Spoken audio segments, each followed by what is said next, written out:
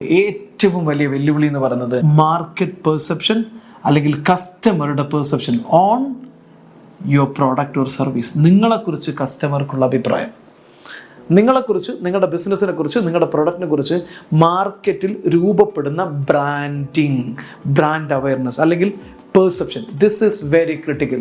നമ്മൾ സൂപ്പർ ഒരു പ്രൊഡക്റ്റ് ഉണ്ടാക്കി, നല്ല കിഡിലൻ ഒരു പ്രൊഡക്റ്റ്, നമ്മൾ വിചാരിച്ചത് ഇത് നല്ലൊരു പ്രീമിയം സാധനമാണ് എന്ന് വിചാരിച്ച് നമ്മൾ ലോഞ്ച് ചെയ്തു.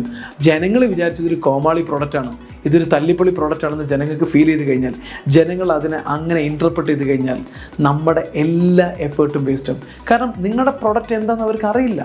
നിങ്ങളുടെ പ്രൊഡക്റ്റിൻ്റെ യഥാർത്ഥ മെസ്സേജും നിങ്ങളുടെ കമ്പനി ഉദ്ദേശിക്കുന്നത് എന്താണെന്നും നിങ്ങളുടെ ബിസിനസ് എന്താണ് ചെയ്യുന്നതെന്നൊന്നും പ്രോപ്പറായിട്ട് അവർക്ക് അറിയില്ലെങ്കിൽ അതാണ് നമ്മൾ നേരിടാൻ പോകുന്ന രണ്ടാമത്തെ കോമ്പറ്റീഷൻ. കാരണം മാർക്കറ്റിൽ നമ്മുടെ പ്രൊഡക്റ്റ് ഉണ്ടാക്കുന്ന അവയർനെസ്, നമ്മൾ ഉണ്ടാക്കി വെച്ച ബ്രാൻഡിങ് അവയർനെസ്, കോമ്പറ്റീറ്റർ അടുത്തേക്ക് കസ്റ്റമർ പോകുന്നുവെങ്കിൽ, നിങ്ങളുടെ സെഗ്മെൻറ്റിൽ ഒരു പ്രൊഡക്റ്റ് വാങ്ങാൻ ഒരു കസ്റ്റമർ തീരുമാനിക്കുന്ന സമയത്ത് നിങ്ങളുടെ പേര് അയാളുടെ മനസ്സിൽ വരുന്നില്ലെങ്കിൽ, നിങ്ങളുടെ പ്രൊഡക്റ്റിൻ്റെ പേര് അയാളുടെ മനസ്സിൽ വരുന്നില്ലെങ്കിൽ അതാണ് നിങ്ങളുടെ രണ്ടാമത്തെ കോമ്പറ്റീഷൻ. സോ മാർക്കറ്റിൽ ചേഞ്ച് വരണമെങ്കിൽ, നിങ്ങളുടെ പ്രൊഡക്റ്റ് സക്സസ് ആകണമെങ്കിൽ ഡെഫിനറ്റ്ലി മാർക്കറ്റിൽ നമ്മളുടെ ബ്രാൻഡിനെ ആ രീതിയിൽ ബിൽഡ് ചെയ്യേണ്ടതുണ്ട്.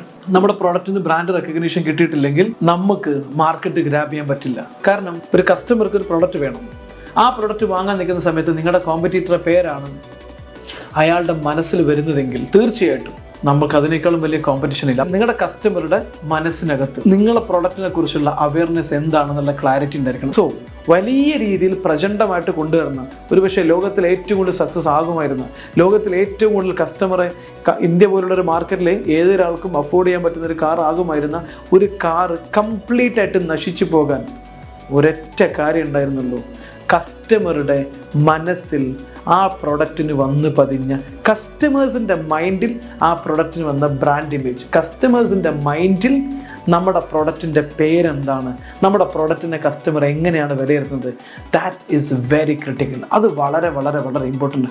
കസ്റ്റമർ നിങ്ങളുടെ പ്രൊഡക്റ്റിനെ കുറിച്ച് എന്ത് ചിന്തിക്കുന്നു? കാരണം നിങ്ങളുടെ പ്രൊഡക്റ്റിനെ കുറിച്ച് നിങ്ങളുടെ കാറ്റഗറിയിൽ ചിന്തിക്കുന്ന സമയത്ത് കസ്റ്റമറുടെ ഉള്ളിൽ നിങ്ങളുടെ പേര് വരുന്നുണ്ടോ? നിങ്ങളുടെ പ്രൊഡക്റ്റിനെ കുറിച്ച് ഏത് ബ്രാൻഡാണ് വന്നിരിക്കുന്നത്? This is the second competition. നമ്മുടെ പ്രൊഡക്റ്റിന് നമുക്ക് മാർക്കറ്റിൽ, നമ്മൾ ഈ റെസ്റ്റോറൻറ്റുകൾ പരാജയപ്പെടുന്നത് എന്തുകൊണ്ടാണെന്ന് നോക്കൂ നിങ്ങൾ. മറ്റു പല പ്രൊഡക്റ്റുകളും പരാജയപ്പെടുന്നത് എന്തുകൊണ്ടാണ്? അവിടെ ഒരിക്കൽ എക്സ്പീരിയൻസ് ചെയ്ത ഒരാൾ, അയാളുടെ മനസ്സിൽ അവിടെ ലഭിച്ചൊരു എക്സ്പീരിയൻസിൻ്റെ അടിസ്ഥാനത്തിൽ, അവിടെ കിട്ടിയ ഫുഡിൻ്റെ ആയിരിക്കാം, അവിടെ കിട്ടിയ സർവീസിൻ്റെ ആയിരിക്കാം, അല്ലെങ്കിൽ അവിടെ അനുഭവിച്ച വൃത്തിയുടെ ആയിരിക്കാം, വൃത്തിക്കുറവിൻ്റെ ആയിരിക്കാം, അതിൻ്റെ അടിസ്ഥാനത്തിലാണ് നെക്സ്റ്റ് ടൈം ആ ഒരു സ്ഥലം പ്രിഫർ ചെയ്യുന്നത്. That is called a customer's mind. അപ്പോൾ ബിസിനസ്സിൽ ഏറ്റവും വലിയ കോമ്പറ്റീഷൻ നമ്മൾ ഉണ്ടാക്കുന്ന പുറത്തുള്ള കോമ്പറ്റീറ്റർ അല്ല, നമ്മുടെ ഓൺ പ്രവൃത്തി മൂലം, നമ്മുടെ സ്ട്രാറ്റജി മൂലം സംഭവിക്കുന്ന, കസ്റ്റമേഴ്സിൻ്റെ മനസ്സിൽ സംഭവിക്കുന്ന പ്രശ്നങ്ങളാണ്.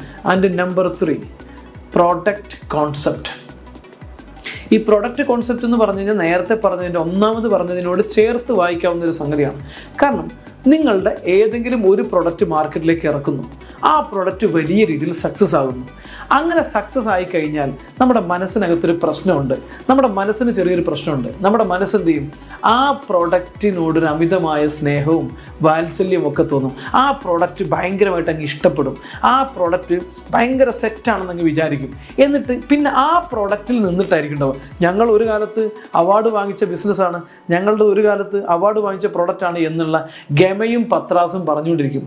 That is the third challenge. കാരണം നമ്മുടെ ഏതൊരു പ്രൊഡക്റ്റ് ആണെങ്കിലും ശരി, ഏതൊരു മാർക്കറ്റ് ആണെങ്കിലും ശരി, ഒരിക്കൽ സക്സസ് ആയി എന്ന് വിചാരിച്ച് കാലാകാലവും സക്സസ് ആയിക്കൊള്ളുന്നില്ല. ഒരിക്കൽ വിജയിച്ചു എന്ന് വിചാരിച്ച് എല്ലാ കാലവും വിജയിച്ചോളുന്നില്ല. മാറ്റങ്ങൾ നിരന്തരമായിട്ട് കൊണ്ടുവരണം.